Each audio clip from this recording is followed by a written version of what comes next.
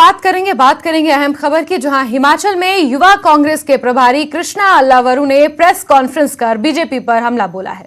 कृष्णा अल्लावरू ने कहा है कि भाजपा ने अच्छे दिन का नारा दिया था, लेकिन अब जनता परेशान है। महंगाई और बेरोजगारी दूर करने के वायदे पूरे नहीं कर पाई है भाजपा सरकार। उन्होंने कहा कि कांग्रेस के समय में हिमाचल में बेरोजगारी 3 से 5% थी और अब बेरोजगारी दर 12% है। भाजपा को केवल वादे करने आते हैं, वादे निभाने नहीं।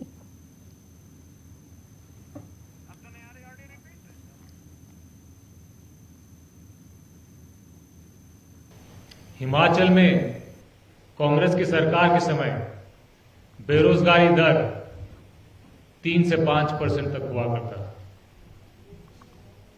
क्या वजह है कि 17 के घोषणा पत्र में इतने बड़े बड़े वादे करने के बाद आज हिमाचल में बेरोजगारी 12% से ऊपर है,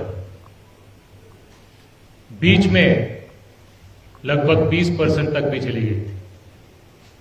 इसका साफ एक ही बात है कि बीजेपी को वादे करने आते हैं, मगर वादे निभाने और सरकार चलाना।